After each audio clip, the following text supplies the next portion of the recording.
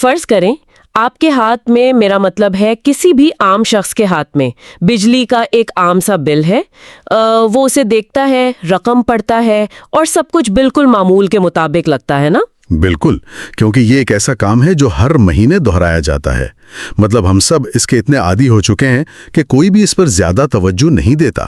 ہاں بالکل، لیکن اس تحریر کے مطابق جو آج ہم زیر بحث لانے والے ہیں، اس کاغذ کے ایک کونے میں چھپے ہوئے اس چھوٹے سے بلیک اینڈ وائٹ خانے میں یعنی QR کوڈ کے اندر ایک مکمل جال بچھا ہوا ہے۔ صحیح، اور وہ جال بہت خطرناک ہے۔ یعنی فون کا کیمرہ اس کوڈ کی طرف کیا جاتا ہے، ایک ہلکی سی بیپ کی آواز آتی ہے اور بل ادا کرنے کے بجائے وہ شخص دراصل اپنی پوری ڈیجیٹل شناخت کی چابیاں کسی نامعلوم ہیکر کے حوالے کر دیتا ہے۔ تو آج کے اس نئے تفصیلی جائزے میں خوش آمدید۔ شکریہ۔ اور واقعی یہ ایک ایسا لمحہ ہے جہاں روزمرہ کی ایک سادہ سی عادت ایک بہت بڑے خطرے کا دروازہ کھول دیتی ہے۔ اچھا، آج ہمارا موضوع the digital trap combating utility bill QR scams نامی تحریر پر مبنی ہے۔ ہمارا مشن یہ سمجھنا ہے کہ بظاہر بے ضرر سا QR کوڈ سائبر کرائم کا ہتھیار کیسے بن چکا ہے۔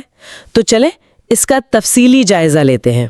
دیکھیں، ہم ڈیجیٹل دنیا میں سہولت کے اتنے عادی ہو چکے ہیں کہ ہمیں اندازہ ہی نہیں ہوتا کہ کب ہم سیکیورٹی سے سمجھوتا کر رہے ہیں۔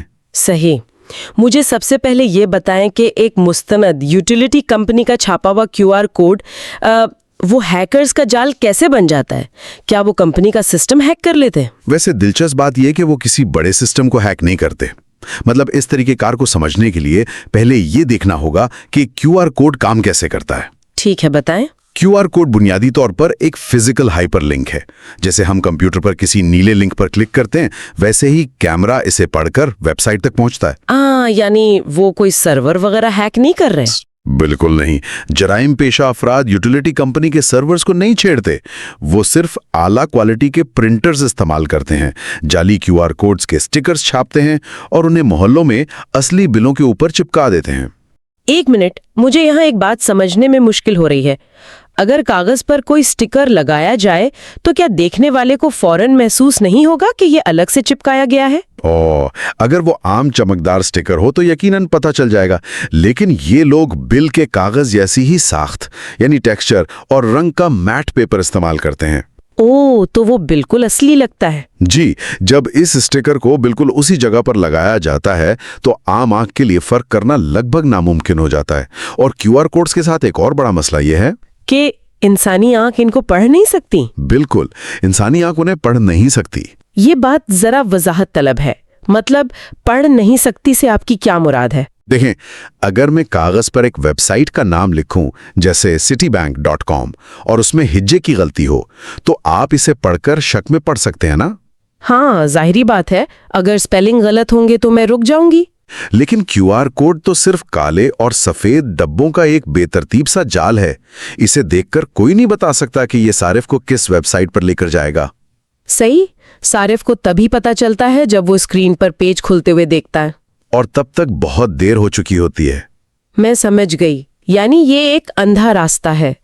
تو جب کوئی اس جعلی کوڈ کو سکین کرتا ہے تو کیا ہوتا ہے؟ کیا فون میں وائرس آ جاتا ہے؟ وائرس کے بجائے یہ اسکرین پر ایک جعلی ویب سائٹ کھول دیتا ہے۔ یہ ویب سائٹ ہو بہو اصلی یوٹیلیٹی کمپنی یا بینک جیسی نظر آتی ہیں۔ ہو بہو اصلی؟ جی، اس کا رنگ، لوگو، لے آؤٹ سب اصلی جیسا۔ صارف سمجھتا ہے کہ وہ ایک محفوظ اور سرکاری پورٹل پر ہے۔ وہاں ایک فارم ہوتا ہے جس میں شناختی card number, mobile number, bank account کی تفصیلات۔ ہاں، بینک اکاؤنٹ اور بعض اوقات ای میل کے پاسورڈز بھی مانگے جاتے ہیں۔ یہاں بات واقعی بہت دلچسپ ہو جاتی ہے۔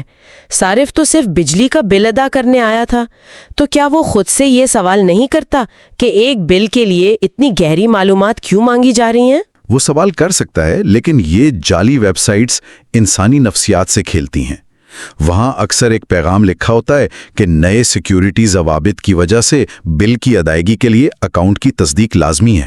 اچھا، تو صارف یہ سوچ کر ساری معلومات درج کر دیتا ہے کہ شاید یہ کوئی نیا طریقہ کار ہے۔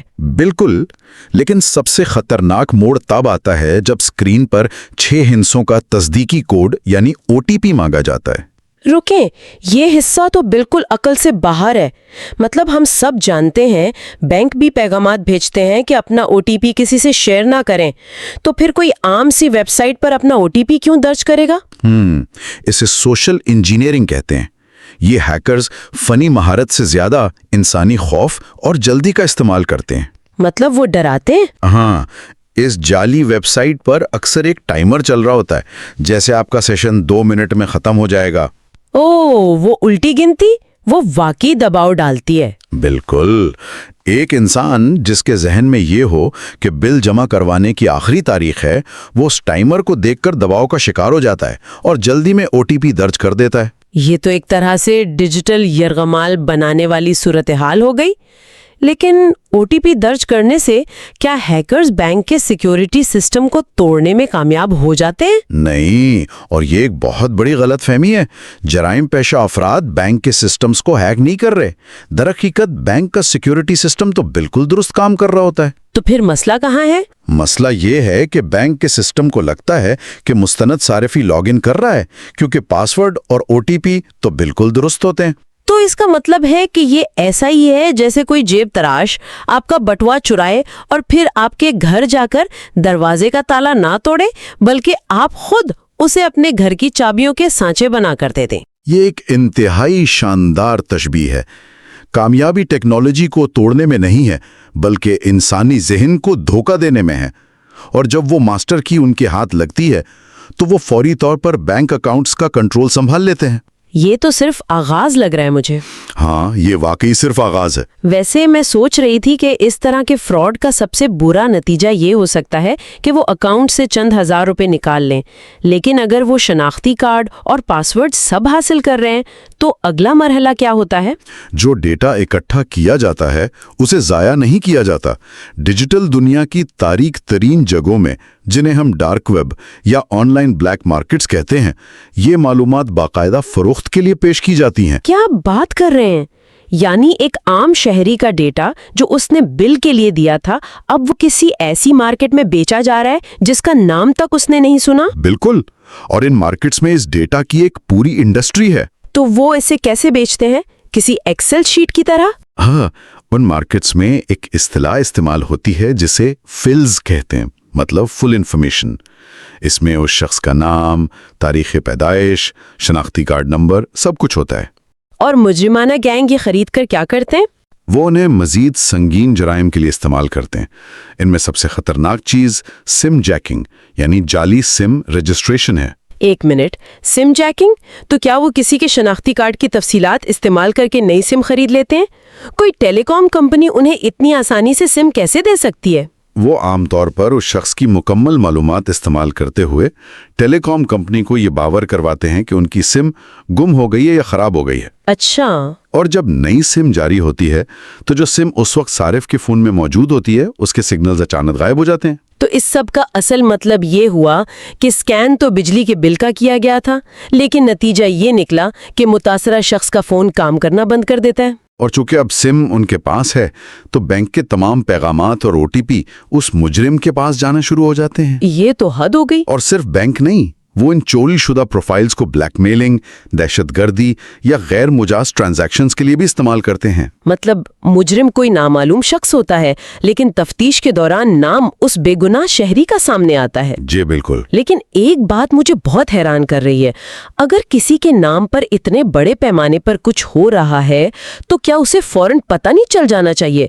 لوگ ہفتوں تک بے خبر کیسے رہ سکتے ہیں؟ دیکھیں، اگر ہم اسے وسیع تر تناظر میں دیکھیں تو ڈیجیٹل چوری جسمانی چوری سے بنیادی طور پر بہت مختلف ہے۔ وہ کیسے؟ جب کسی کی گاڑی یا اصلی پرس چوری ہوتا ہے تو اسے فوری معلوم ہو جاتا ہے کہ کوئی چیز اپنی جگہ پر نہیں ہے، لیکن ڈیجیٹل دنیا میں شناختی کارڈ اس کی جیب میں ہی رہتا ہے، موبائل فون اسی کے ہاتھ میں ہوتا ہے۔ یہ واقعی خوفناک ہے کہ کوئی جسمانی چیز غائب نہیں ہوتی، تو متاثرہ شخص اس وقت تک سکون میں رہتا ہے جب تک کوئی بہت بڑا مالی نقصان سامنے نہ آئے۔ ہاں، اور یہ خاموشی ہی ان جرائم کی سب سے بڑی طاقت ہے۔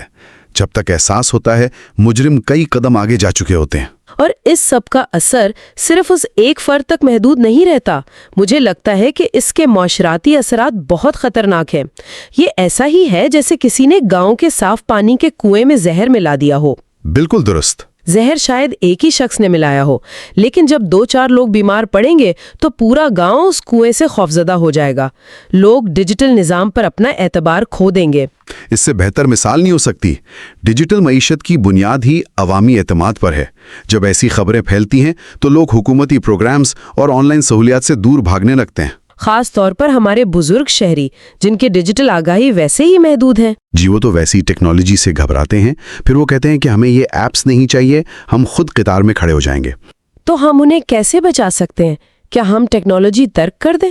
یہ ایک اہم سوال ہے، لیکن ٹیکنالوجی چھوڑنا ناممکن ہے. ماہرین کے مطابق کوئی بھی ڈیجیٹل نظام صرف اتنا ہی محفوظ ہوتا ہے جتنا اس کا سب سے کمزور صارف. اس لیے سماجی سطح پر ڈیجیٹل تربیت ضروری ہے. تو ایک عام انسان کے لیے وہ کون سے عملی اقدامات ہیں جو وہ آج اور ابھی سے اپنا سکتا ہے؟ سب سے پہلی بات، کسی بھی QR کوڈ کو اسکین کرنے سے پہلے اسے غور سے دیکھیں.